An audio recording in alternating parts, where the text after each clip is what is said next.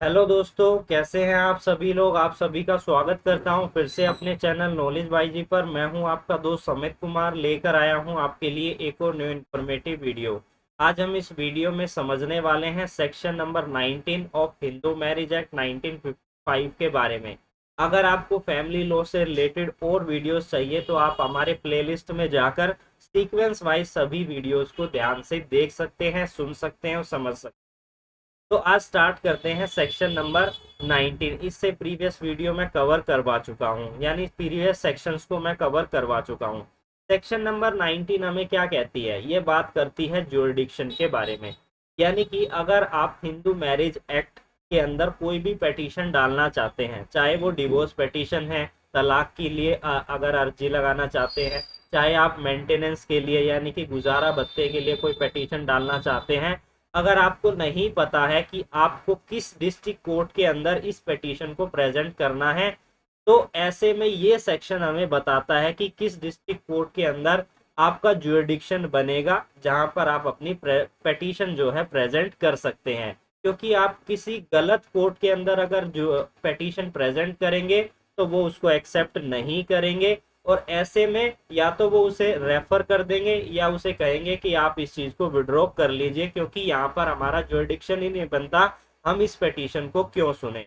तो इसको ध्यान से सुनिएगा, यह सेक्शन बहुत ही ज्यादा इम्पोर्टेंट है। क्योंकि जब भी कोई केस फाइल किया जाता है, सबसे इम्पोर्टेंट और फर्स्ट पॉइंट यही होता है कि किस कोर्ट का ज्यूरिडिक्शन बन रहा है, क्या ज्यूरिडिक्शन सही बन रहा है या सही नहीं बन रहा है। तो सेक्शन नंबर 19 जिसकी सब हेडिंग ही हमें बताती है court to which petition shall be presented, यानी कि किस कोर्ट के अंदर हम अपनी पिटीशन को प्रेजेंट करें ताकि उसे आगे बढ़ाया जा सके, हमारे जो राइट वायलेट हुए हैं, हम जो रिलीफ ले रहे हैं, उसे सुना जाए।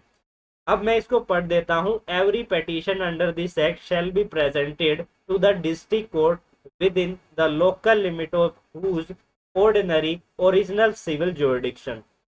यानी कि यहाँ पर क्या कहा गया है कि जितनी भी पिटीशन है आपकी इस एक्ट के अंदर, हिंदू मैरिज एक्ट 1955 के अंदर जितनी भी पिटीशन है वो डिस्ट्रिक्ट कोर्ट में प्रेजेंट की जाएगी।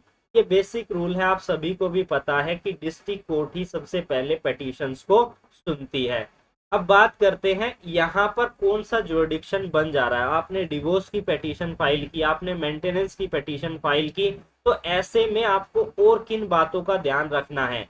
यानी कि जब बात करते हैं हिंदू मैरिज एक्ट के अंदर पिटीशन डालने की, तो यहाँ पर आपकी मैरिज जहां पर सोलमनाइज हुई है, यानी कि जहां पर मैरिज सोलमनाइज हुई है, दिल्ली के अंदर, द्वारका के अंदर अगर आपकी मैरिज सोलमनाइज हुई है, तो ऐसे में कौन सी कोर्ट का ज्यूरिडिक्शन बनेगा? द्वारका कोर्ट का ज्यूरिडिक्शन बनेगा, ना कि साकेत का, ना कि कड़कड़ डूमा कोर्ट का। इसलिए यहाँ पर सबसे पहला पॉइंट आपको क्या ध्यान में रखना है कि जहां पर मैरिज सोलमनाइज हुई है उसके अंदर जो भी डिस्ट्रिक्ट कोर्ट आती है वहीं पर हमारा ज्यूरिडिक्शन बनेगा। दूसरा पॉइंट क्या कहता है कि रिस्पोंडेंट जहां पर रेजाइड कर रहा है, यानी कि जब जब आपने पिटीशन प्रेजेंट की, जिस डिस्ट्रिक्ट कोर्ट के अंदर पिटीशन प्रेजेंट की, उस समय पर आपको ये ध्यान में रखना है कि जो रिस्पोंडेंट है वो कहां पर रेजाइड कर रहा है, यानी कि कहां पर वो रह रहा है। इसको ध्यान में रखते हुए जो है पिटीशन आपको प्रेजेंट करनी है।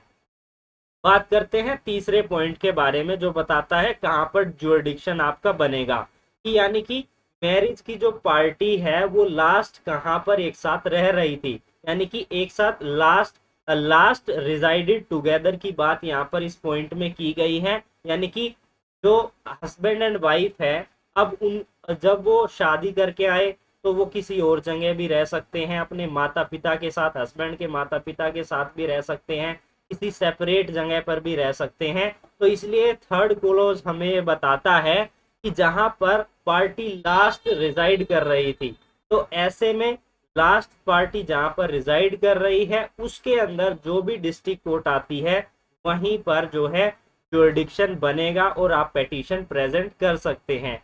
थर्ड ए हमें क्या बताता है? ये बात करता है वाइफ को जब पिटीशनर माना जाता है, उसके संबंध में ये कहता है कि पिटीशनर अगर वाइफ है और वाइफ जहां पर रह रही है पिटीशन प्रेजेंट करने के समय पर, वही उसका जुरिडिक्शन बनेगा, उसी डिस्ट्रिक्ट कोर्ट के अंदर उसका जुरिडिक्शन बनेगा, वहीं पर वो पिटीशन प्रेजेंट कर सकती है।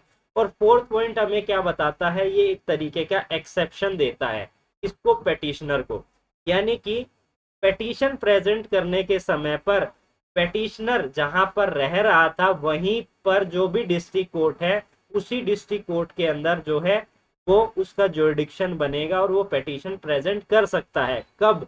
यहाँ पर 2 पॉइंट बताए गए हैं, या तो इस एक्ट के टेरिटोरियल जुरिडिक्शन से अगर वो बाहर है, अपोजिट पार्टी यानी कि रिस्पोंडेंट, तब वो प्रेजेंट कर सकता है। दूसरा क्या है कि रिस्पोंडेंट को 7 साल या उससे ज्यादा का समय हो चुका है, उसे सुना नहीं गया है, यानी कि उससे कोई भी कांटेक्ट नहीं हो पाया है। एक तरीके से प्रेजम्पशन ऑफ डेथ की जब हम बात करते हैं तो वही ये पॉइंट हमें बताता है।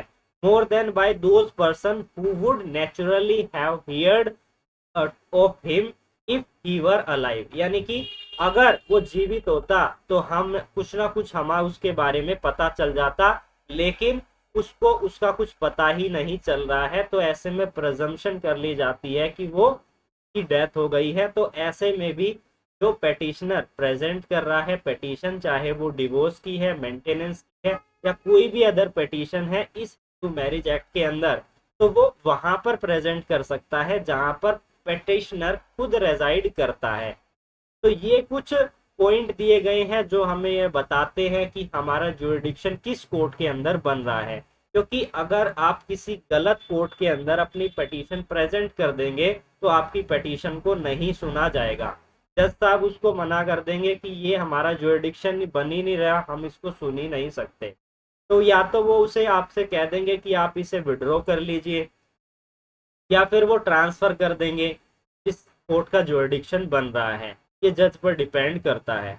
तो आई होप आपको ये वीडियो पसंद आई होगी। इसी तरीके की और वीडियोस के लिए आप हमारे साथ जुड़ सकते हैं।